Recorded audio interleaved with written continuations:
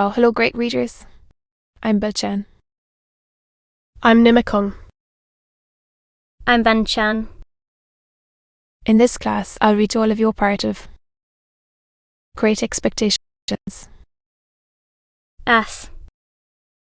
Ah. Great Expectations. Charles Dickens. Chap. 22 Sec 2. At last his father disinherited him, but he softened when he was dying, and left him well off. Though not nearly so well off as Miss Evesham. Take another glass of wine. So strictly conscientious in emptying one's glass. I had been doing this, in an excess of attention to his recital. I thanked him, and apologised. He said, "Not at all," and resumed. Miss Evesham was now an heiress, and you may suppose was looked after as a great match. Her half-brother had now ample means again, but what with debts and what with madness wasted them must far flee again. His father, having influenced the father's anger. Then, I come to the cruel part of the story merely breaking off. My dear Handel, why I was trying to pack mine into my tumbler, I am wholly unable to say. I only know that I found myself, with a perseverance worthy of a much better cause, making the most strenuous exertions to compress it within those limits. Again I thanked him and apologised, and again he said in the cheerful manner, "Not at all, I am sure," and resumed. There appeared upon the skenny say at the races, or the public balls, or anywhere like a certain man who made love to Miss Havisham. I never saw him, for this happened 25 years ago, before you and I were, Handel. But I have heard my father mention that he was a showy man, and the kind of man for the purpose, but that he was not to be, without ignorance or prejudice, mistaken for a gentleman. My father most strongly asseverates, gentleman at heart ever was, since the world began, a true gentleman in manner. He says, no varnish can hide the graying of the wood, and that the more varnish you put on, the more the graying will express itself. Well, this man pursued Miss Evesham closely, and professed to be devoted to her. I believe she had not shown much susceptibility up to that time, but all the susceptibility she possessed certainly came out then, and she passionately loved him. There is no doubt that she perfectly idealized him. He practiced on her affection in that systematic way, that he got great sums of money from her, which had been weekly left him by his father at an immense price. Your guardian was not at that time in Miss Evesham's counsels. Her relations were poor and scheming, with the exception of my father. He was poor enough, but not time-serving or jealous, the only independent one among them. He warned her that she was doing too much for this man, and was placing herself too unreservedly in his power. She took the first opportunity of angrily ordering my father out of the house. In his presence, I thought of her having said, "Table," and I asked Herbert whether his father was so inveterate against her. "It's not that," said he, but she charged him, in the presence of her intended husband, was being disappointed in the hope of winning up on her for his own advancement. And then, if he were to go to her now, it would look true even to him and even to her to return to the man who had making end of him. The marriage day was fixed. The wedding dresses were bought. The wedding tour was planned out. The wedding guests were invited. The day came, but not the bridegroom, which she received. I struck in. When she was dressing for her marriage, at the hour a minute, said Herbert, Madden, at which she afterwards stopped all the clocks. What was in it? Further than that, it most carelessly broke the marriage off. I can't tell you, because I don't know. When she recovered from a bad illness that she had, she laid the whole place waste, as you have seen it.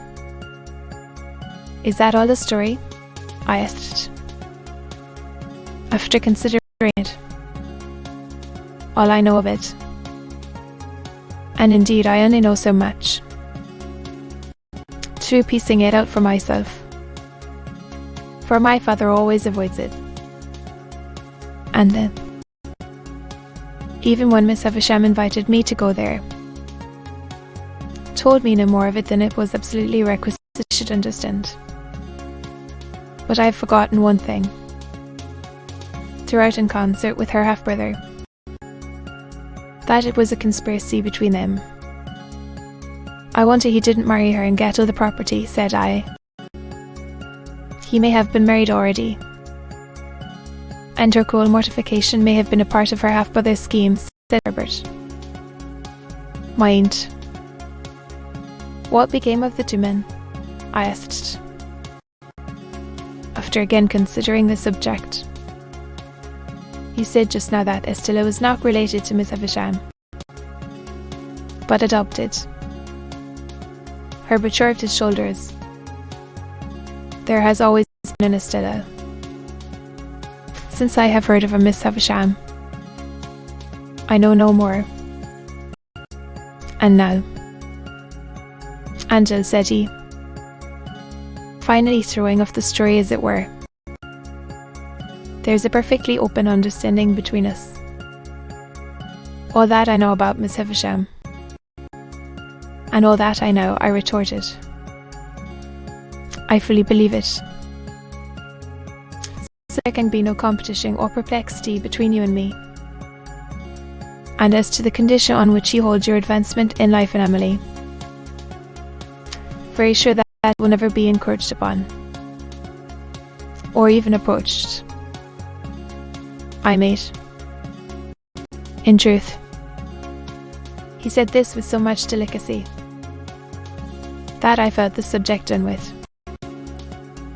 even though I should be under his father's roof for years and years to come. Yet he said it with so much meaning, too, that I felt he has perfectly understood Miss Havisham to be my benefactress, as I understood the fact myself. It had not occurred to me before, of our way, but we were so much the lighter and easier for having broached it, that I now perceived this to be the case. We were very gay and sociable, and I asked him, in the course of conversation, what he was. He replied, search of some tokens of shipping, or capital. For he added, city. But blackened his enterprising eye, and cut his responsible head open. But again there came upon me, for my relief, that odd impression that Herbert Pocket would never be very successful or rich. I shall not rest satisfied with merely employing my capital in insuring ships. I shall buy up some good life insurance shares, and cut into the direction. I shall also do a little in the mining way. On account. I think I shall trade, said he, leaning back in his chair. To the East Indies. For silks. Should. Spices. Days. Turbot. And precious woods. And the profits are large, said I. Tremendous, said he. I wavered again, and began to think there were greater expectations than my own. I think I shall trade. Also, said he, putting his thumbs in his waistcoat pockets. To the West Indies. For sugar. Tobacco. And rum. Also to Ceylon. You will want a good many ships, said I.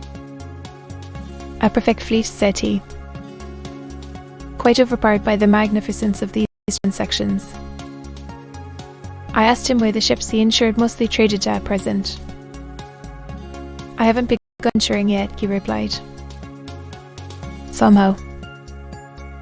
That pursuit seemed more in keeping with Barnardson.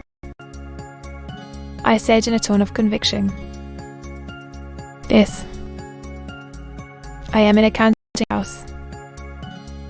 Is a counting house profitable? I asked. Do you mean to the young fellows in it? He asked. In reply. Yes. Why? And no. Striking a balance. Not directly profitable. That is. It doesn't pay me anything. This certainly had not a profitable appearance. To be continued.